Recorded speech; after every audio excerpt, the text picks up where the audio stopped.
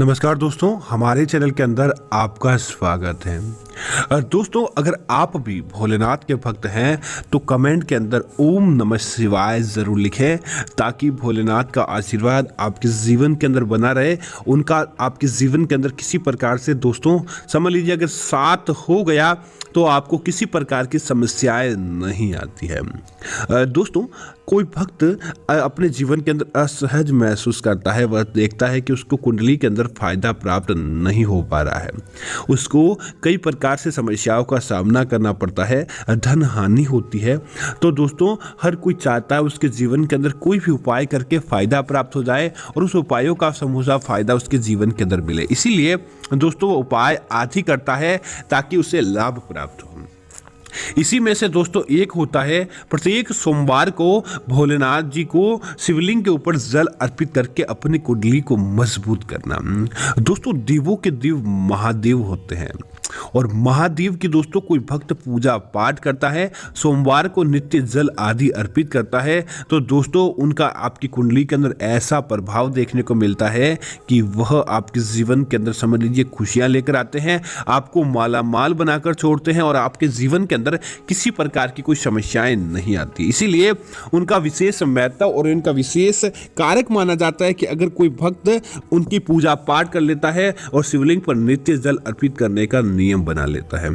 तो दोस्तों, आज हम आपको बताने वाले हैं कि सोमवार को नहीं बल्कि इस खास समय जल चढ़ाने से समझ लीजिए भिखारी भी माला माल बन जाता है और शिवलिंग पर जल सही चढ़ाने का तरीका दोस्तों क्या होता है। दोस्तों, एक तो यह होता है कि आप जैसे ही नहाए धोए अपने घर के अंदर या आपने शिवलिंग स्थापित करके रखा है तो आप क्या करें कि नित्य लोटे के अंदर तांबे के लोटे के अंदर जल भर के नहाए धोए और जब भी घर के अंदर मंदिर की पूजा करें तब आप शिवलिंग के ऊपर जल अर्पित करके आप इस विधि का लाभ प्राप्त कर सकते हैं। ऐसा करने से तो दोस्तों आपको सामान्य लाभ की प्राप्ति होती है, आपको किसी प्रकार की ग्रह दोष बाधाएं नहीं आती है।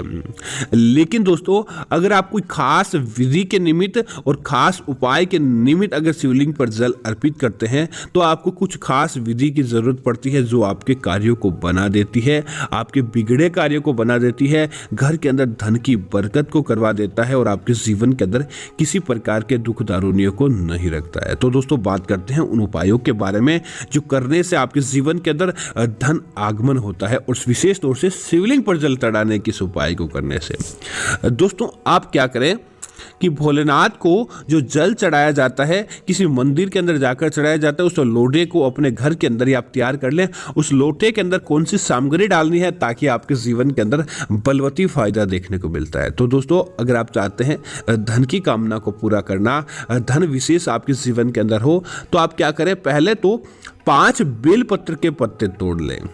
5 बेलपत्र के पत्ते तोड़े और प्रत्येक पत्ते पर कुमकुम की सहायता से आपको ओम का चिन्ह बना देना चाहिए। दोस्तों, कुमकुम की सहायता से ओम का चिन्ह बनाएं, अन्य किसी प्रकार की आपको सामग्री उपयोग के अंदर नहीं लेनी है। उसके बाद क्या करें, जो आप भोलेनाथ को जल अर्पित करते हैं उस लोटे के अंदर थोड़े से साबुत चावल, दोस्तों ध्यान रहे चावल खंडित ना हो, चावल आपके जीवन के अंदर धन आगमन हेतु और भोलेनाथ को प्रसन्न करने हेतु होते हैं। अब सोमवार के दिन जब भी आप जल अर्पित करें तब आप क्या करें, उसके अंदर चावल डाल दें और उसके बाद आप भोलेनाथ के मंदिर जाएं।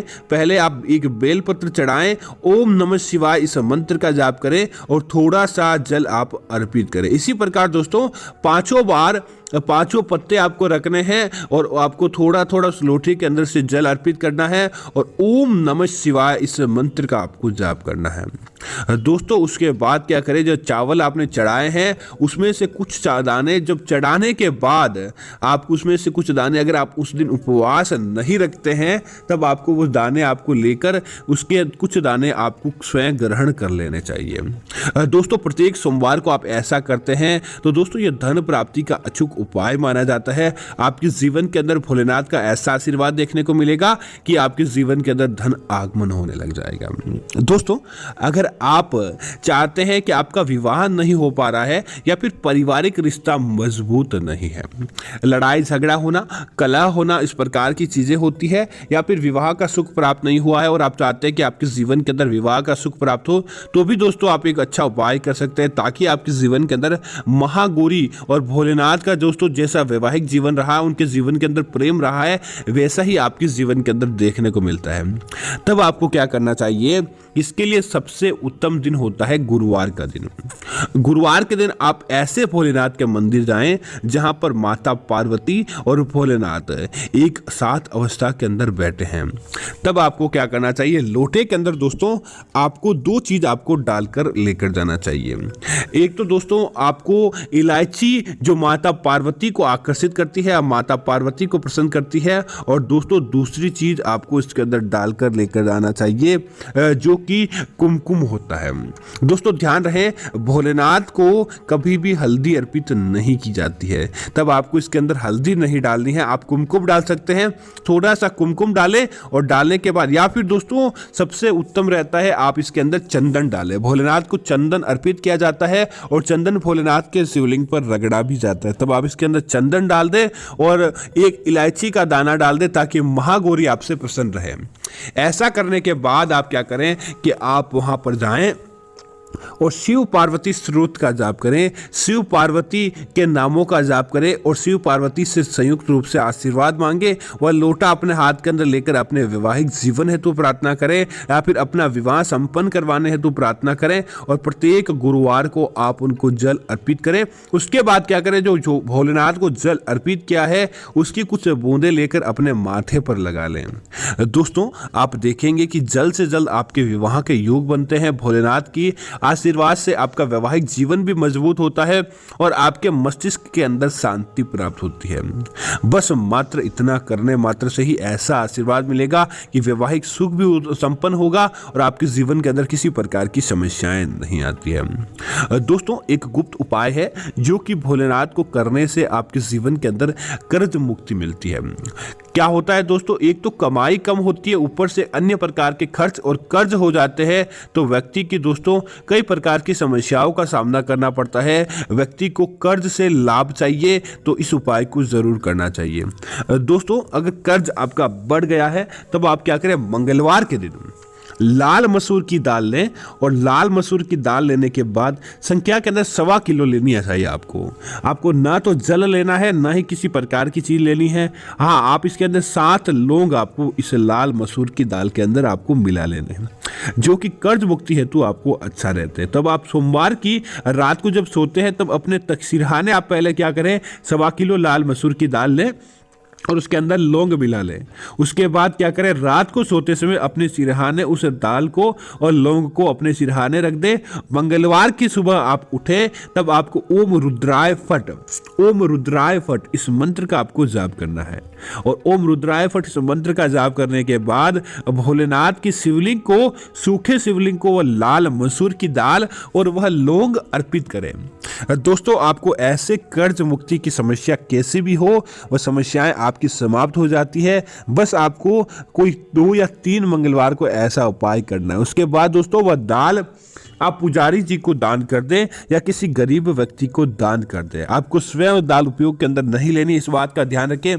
दोस्तों आप देखेंगे कि देखते ही देखते कैसे आपके जीवन के अंदर धन के मामलों के अंदर अच्छी आय होने लगती है, आपका कर्ज उतर जाता है और आपकी तिजोरी के अंदर धन संचित होने लगता है। बस मात्र मंगलवार को लाल मसूर की दाल का यह उपाय करने से ही।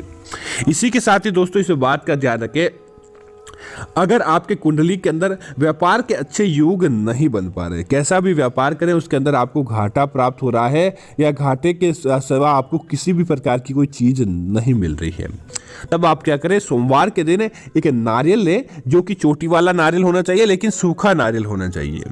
आप उसे लें और लेने के बाद उसे भोलेनाथ का प्रतीक माने, भोलेनाथ के मंदिर जाएं और शिवलिंग से जहां जल टपकता हो वहां भोलेनाथ को जल अर्पित करें और उस जल से आपको उसे नारियल को अभिषेक करवाना चाहिए और उसे भोलेनाथ का प्रतीक मानते हुए उसके ऊपर एक स्वास्तिक का आपको निर्माण कर देना चाहिए। स्वास्तिक का निर्माण करने के बाद आप उसके ऊपर लाल धागा बांधे और अपने व्यापार के स्थल पर आपको कहीं अच्छी जगह देखकर वहां पर उस नारियल को एक तांबे के लोटे के नीचे जल भर के वहां पर आपको रख देना चाहिए। दोस्तों आप देखेंगे कि देखते ही देखते जिस भी ग्राहक की नज़र उस नारियल पर जाती है वह ग्राहक बिना सामान लिए या बिना धन आपको कमाए आपकी दुकान से बाहर नहीं जाता है। आपको व्यापार के अंदर दिन दूनी रात चौगुनी गति से वृद्धि देखने को मिलती है। तो दोस्तों यह थे कुछ ऐसे भोलेनाथ के चमत्कारी उपाय जो शिवलिंग पर जल चढ़ाने से जुड़े हुए हैं। आप इनको करते हैं तो निश्चित तौर पर आपको घर परिवार के अंदर फायदा देखने को मिलता है। उम्मीद करता हूं कि ये जानकारी आपको अच्छी लगी होगी। इस प्रकार की अन्य जानकारी देखने के लिए आप हमारे चैनल को सब्सक्राइब करना ना भूलें